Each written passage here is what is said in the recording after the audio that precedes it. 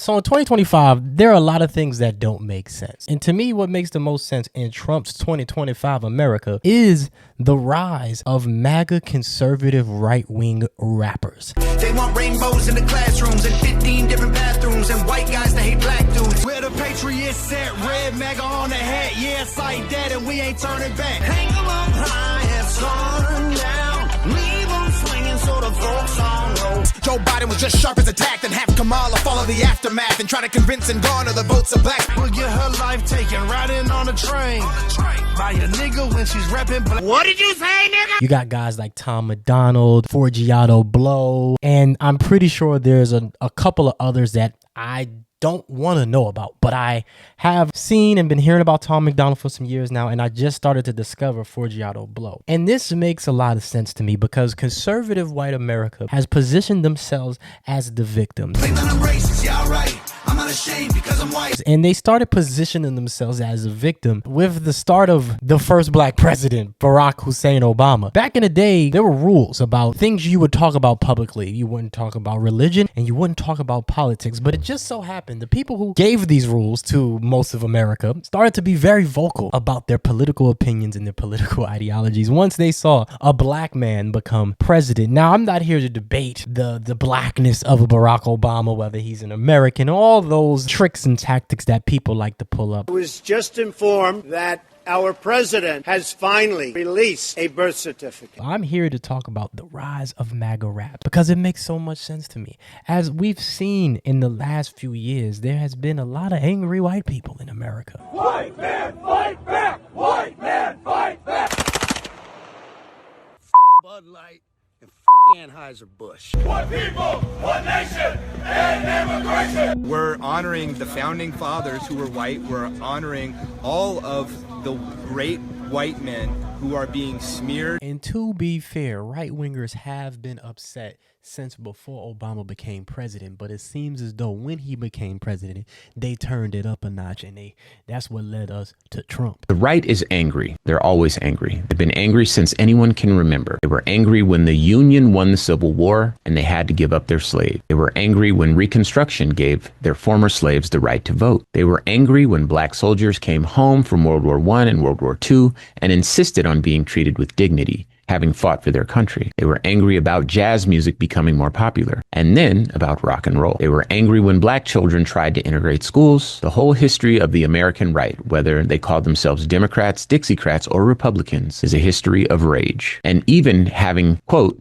taken back their country, unquote, by putting Donald Trump back in the White House and unleashing Project 2025 on all of us, deleting affirmative action, DEI, black history, black scholarships, black-held jobs in the federal government, having driven women out of the military leadership and ended everything from farm subsidies to foreign aid, while getting away with an actual insurrection scot-free. They're somehow still angry. A lot of conservatives believe that they're losing their country. And so it makes sense in a country who has stolen everything from black people that they now are using the genre of rap to push right-wing conservative narratives. Who want Trump one? Who want Trump one? Patriots pulling up, knocking on the Capitol. Oh, yeah. If you ain't liberal, then they treat you like you human garbage. If you speak up, then you a target. Now, Tom McDonald, if you ask me, has absolutely nothing on a B.O.B. Is it just me? Or is artificial intelligence mimicking melanin? They say it's simulation. First they said it's evolution. Science switch it up soon as niggas catch up to it. If you listen to B.O.B.'s music, I'm talking about Dr. Aiden. HIV in the 80s, biological chemicals designed to be contagious. The Watchers. Cause us musicians have influence on this mic, but they don't like that, so they conquer and divide. You can really dive deep into B.O.B.'s discography, the Element series, even what he's releasing now with his artificial intelligence series. I'm a big B.O.B. fan, and I really think if you listen to some of his stuff, you would see where a lot of these right-wingers have been getting their material. I guess we copies of a copy of a copy of a copy in a circle. I even remember when Obama became president, I was a conspiracy theorist, like knee deep in it. You know, I was one of those kids watching a guy on YouTube called Enough Respect, and you know, I would listen to a lot of the guys on the corner. I would question my reality. Now I know that I was just a young man coming to himself. I wouldn't say I was a conspiracy theorist because a lot of things I believe actually turn out to be true. Message. I remember the conspiracy movement kind of taking a different direction when Obama became president. Before, it was all about 9/11, war in Iraq. And as Obama became president, it started to be about lizard people. Started to be not about questioning your government and questioning the narrative. It started to be about celebrities and secret societies and what mostly black celebrities were doing. You know, Oprah's, the Will Smiths, the Jay-Z's, the Beyoncé's. It started to kind of take a little bit of turn to people who really didn't have no power, and then it started to become something else. Jay-Z has been accused of placing secret symbols in his music videos, such as goat imagery and devil horns.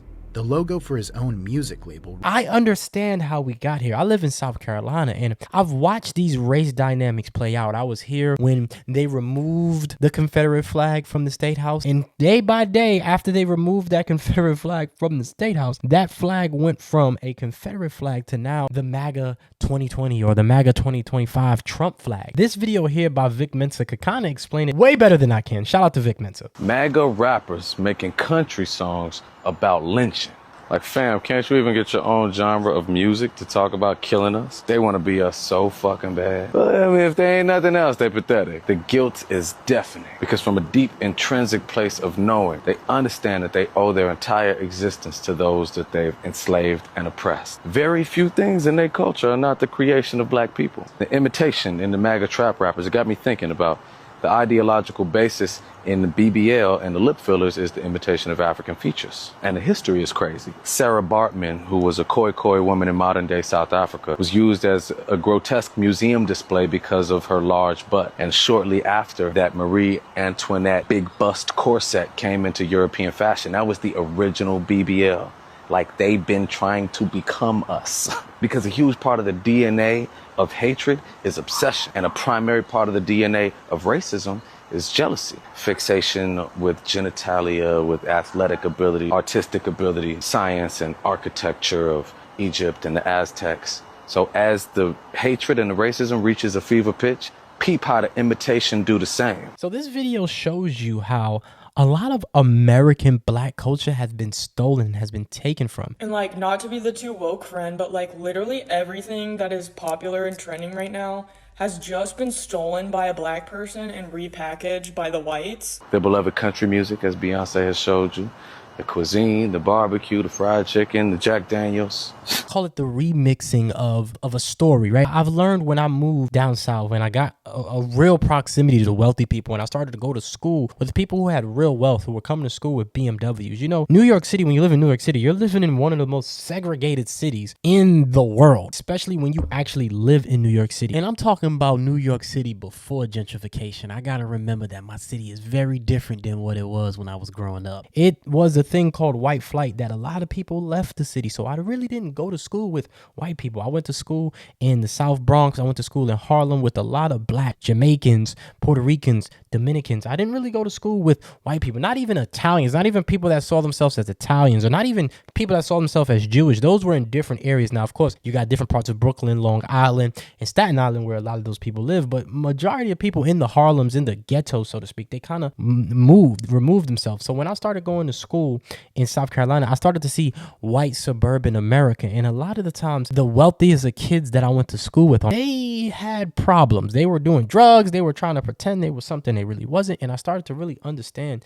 the psychosis of people who have it all. They kind of were looking, especially the young people, they were kind of looking for issues. And so I started to see the world and America very differently. And I started to really understand where a lot of the Eminem thing came from. When you really look at where Eminem came from, it came from this idea that white America, the real white America, was the ones on drugs, the ones having pew-pews in the schools and things like that. You listen to a lot of his music, and it didn't really make sense to me until I moved down south and I started to see, oh wow. Middle America, now it's a tragedy. Now it's so sad to see an upper class city. There's real white poverty here. You know what I'm saying? Where a lot of these Trump supporters come from are places that are forgotten about. You know, the farmers, they're making less money because the big arm has came in and the corporations have came in and found ways to, you know, manipulate them. And blame Reagan. Blame Ronald Wilson Reagan. Because back in the day when I lived in New York, you would see it on television, them go to like Minnesota, or them go to like some hick town in the middle of nowhere. And you really wouldn't understand it until you actually came to a state like South Carolina, which used to be very rich with textiles, used to be very rich with farmland, was the wealthiest state back in slavery. And you start to understand the racial dynamics of real America more so than these major cities. If you ask me, all of America is very red. It's just that these major cities like in Ohio, like New York City, make these states that probably would be red. I mean, if you look at Connecticut was just in the news for basically they had to make and fake a bunch of tickets to show that they weren't just ticketing black people. Well, tens of thousands of fake traffic tickets. A shocking new probe reveals Connecticut state troopers allegedly created them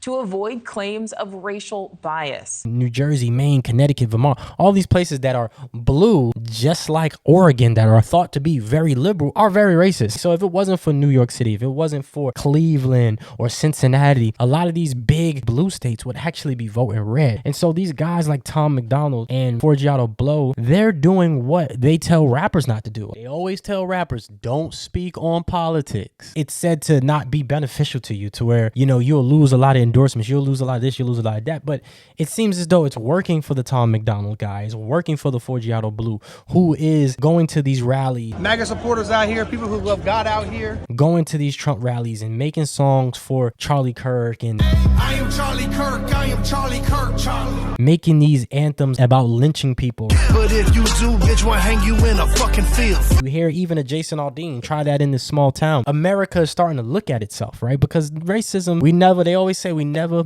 punished the Confederates. It was like they got monuments. Like I drive on Robert Lee Road, right? There's roads where I'm at where they're named by Confederates. You know, I delivered to a place one time, a very nice place off a beach area. It's Confederate flags waving off the side of like a very popular like waterway. So if you're like on a boat, you can see it right there. You run into that a lot. You run into these signs that are very we gonna shoot you type of signs, right? Like gonna hang you nigga signs. That's what they really be saying. That's really low key. They be we gonna hang you nigga signs. That's what they be down here. I ain't gonna lie. If you a delivery driver, you know exactly what I'm talking about. If you ever delivered in the South, them signs be damn near we gonna hang you nigga. That's what they be. I fortunately live in an area where it's not as South Carolina-y as it could be. I live in an area that is more of a vacation area that is dominated by Northerners, carpetbaggers as they like to call, or a lot of Yankees as they would like to call them, have come down here and have made this little area their home. But you know, they're mostly people from New Jersey, New York, Connecticut, Ohio that are running from taxes. So they're not like overtly racist. They'll just make a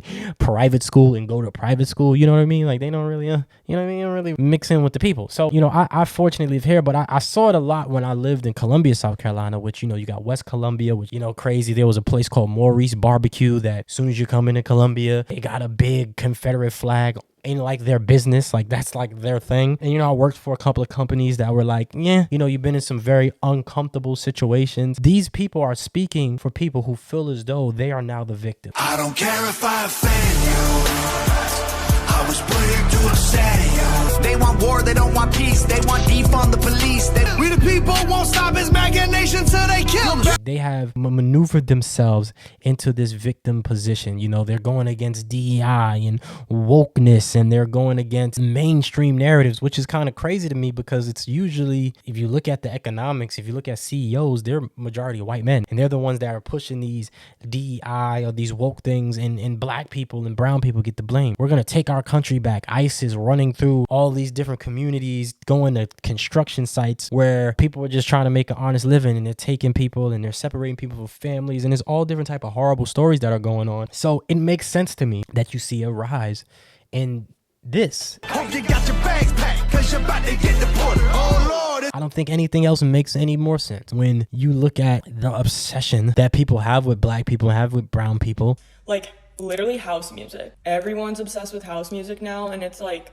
you guys would hate the origins of house music. Like in the black and gay underground of Chicago, like y'all would not vibe there. But now that like John Summit and Diplo have gentrified house music. Y'all love it. Like, that's how every single music has started. Same with rap. Obviously with rap, it did not start with white people. I employ anybody to go listen to B.O.B. Computers resemble humans and humans resemble niggas. Niggas resemble God. Artificial work at an artificial job. Paying artificial tax to an artificial God. Go listen to Dead Presidents. Go listen to Immortal Technique. They're actually speaking truth to power. These guys like Tom McDonald and 4G Blue, they're literally emulating. They have no culture, right? I read the book White Fragility, where a lot of people adopted this idea of whiteness. Whiteness doesn't really exist. When a lot of poor Europeans came after the Civil War, they've adopted this white mentality because they saw that being black was bad. So they adopted whiteness. Came over as Italian. They came over as Irish. They came over as German. But then they come to America and they lose that and they strip that and they become white, which white has no identity. And the closest thing to an identity that white has in America is war, is violence, is murder, is kill, is hate, is fear. When you see these guys, 4G Blue, and they're literally emulating, right? Like, shout out to Drewski, because this is... Folks always tell me, like, you a white boy, you can't be doing all that.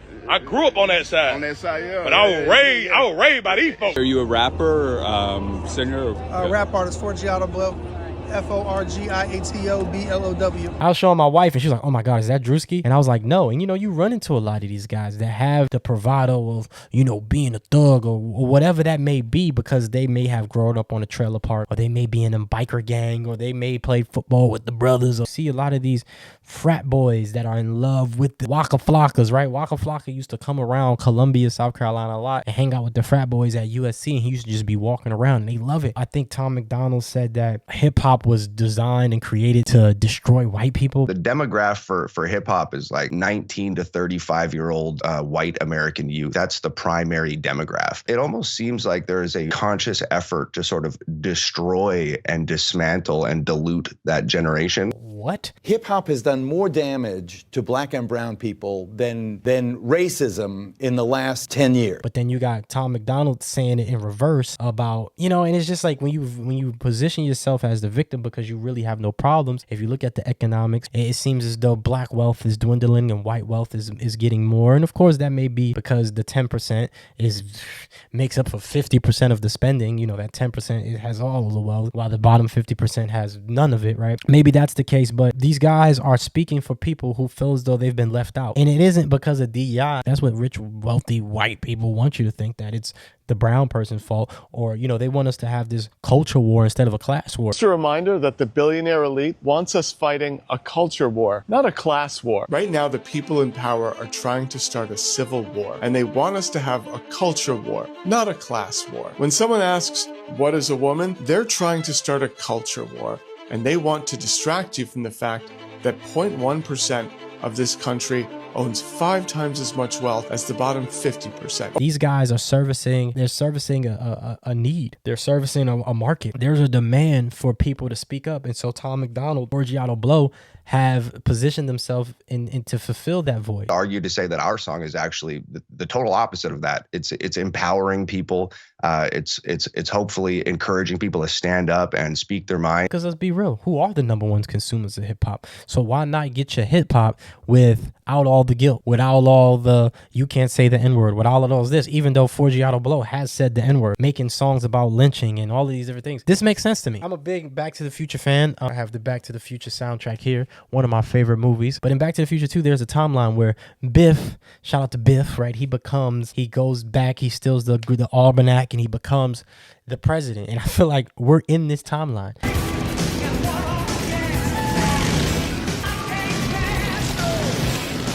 Biff parlayed that lucky winning streak into the vast empire called Biffco. Discover how in 1979 Biff successfully lobbied to legalize gambling. What would that timeline look like when rap music is one of the most popular music genres? Most of the musical genres in America, if not all of them, gospel, rock, jazz, you name it, country, they all started from black people because they were about oppression. When you speak into the heavens, you're speaking for somebody to come save you due to the oppression that you're facing. And now that these people see that and feel as though that they're oppressed, this is what we get. Tripping, I guess God just spelled us different. The devil is a Democrat. I got patriot tears dripping on the dead home. We get MAGA raps, we get conservative raps, right? And as you see, even Young Thug lean into it. Drake kind of says stuff that feels very MAGA. He's aligning himself with the Morgan Wallens, and he's aligning himself with the Aiden Rosses and these weird manosphere adjacent, MAGA adjacent podcasters and streamers. He says things like, why are you rapping like you're trying to get the slaves free? This is bubbling. This is festering something because people believe that black people need to get over slavery. Now we need to move on. These same talking points that has been going on before me and then will continue to go on. From the America that I'm seeing, from what I've been seeing since Obama became president, I remember one time Fox News was like, you need to find somebody else to sign the next stimulus bill. And it was like a shot ape, right? This exists. This is real. This rhetoric has never went anywhere because we never dealt with the Confederacy. And actually, if you ask me, the media has done everything to double down on this image of black being the face of crime, being the face of negativity, being the face of all of these negative things in America. If you look at it, it's been doing that for a while now. When you look up the stats and statistics, that's not even the case. I think it was a very Operation Playbook, as we didn't even punish the Nazis. We brought a lot of the scientists in. We brought a lot of their experts in. If you ask me, it makes a lot of sense how our neighborhood started to become the ghetto, which the ghetto is the name that where the Jewish people stayed at. This makes a lot of sense that these people feel as though they losing their world. The birth rates of a lot of white people are declining.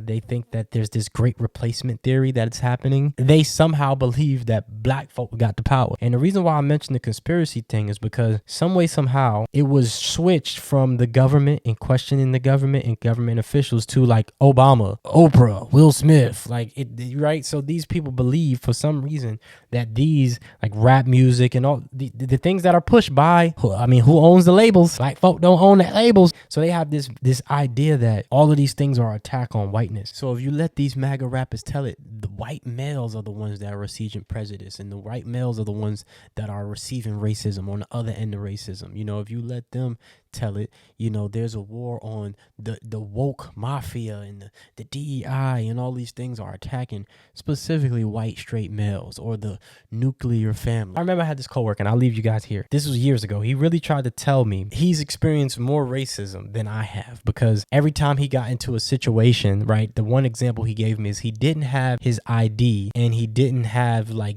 his ID, or he forgot something to get on a boat, and it just so happened that the lady working on the boat was a black lady, and he felt as though that was racism, right? He kept running into these small instances where he wasn't prepared and he didn't have his right certification, but somehow because it was a black person in front of him that he experienced more racism, that he actually experienced racism from black people. And so I'll leave you here so you can understand why black people can be prejudiced, but black people can't be racist. So this is the last thing I would say right here. One of the things that I do is I try to help people get a picture of what I mean by racism. So tell me how it is. The first category is white racism, then we'll deal with black racism. So white racism. Tell me the ways in which white racism adversely impacts the lives of black people. Just what are the ways that white racism can adversely impact the lives of black people as a group? What are some of those ways? Power, but how is that defined specifically? Education, okay. Economically, employment, housing, policing, healthcare, okay. Now, we could actually kind of grow that list. Now we're going to move over to black racism. Tell me the ways in which black racism adversely impacts the lives of white people as an entire group. The reason why you become silent, there's one that always comes up, and that's fear. White people are afraid of black people. They are afraid of us. And it's a very interesting thing because black people know it. We know white people are afraid, but you have to start getting into the psychology. What are you afraid of? Why are you afraid? But it's an interesting dynamic. Now, also you see the difference in what racism is, do you not? Racism implies you have not just prejudice, but the power to do something with that prejudice. Now, I don't like you, not only that, but I'm going to control whether you can get, I may say I hate you. I hate white people. I hate them. It's not going to change you getting that, loan when you go to the bank. I can hate you all the way to the bank. Not going to change. Do you see the difference? That whereas white racism says, not only do I not like you, but I'm going to change the impact of where you can live. I'm going to determine with that racism where your powers are. You following me? And I'm talking about as a group, not an individual, because people said, I remember when my uncle didn't. I'm not talking about your uncle. I'm talking about the whole group. I'm not talking about an incident. That's the difference. And this is how history is rewritten. MAGA rappers have positioned themselves as a victim of the system. And so it's important for us to educate, and it's important for us to resist, and it's important for us to fight back and tell the truth. And so with that, I will leave you guys. Hopefully this hits you. This is a conversation, and it continues with you in the comment section. Comment, like, subscribe, ring that notification bell so you can be notified whenever I release a video. Donate to this Cash App link if you like what I'm doing here. Super chat. Anything is appreciated. I appreciate you. You could have been anywhere in the world, but you decided to be here. I'm not here to be right. I'm just here to be me. Let me know how you feel about it in the comment section. Join to be a member. Link is in the description. Read my soul. Out. Peace.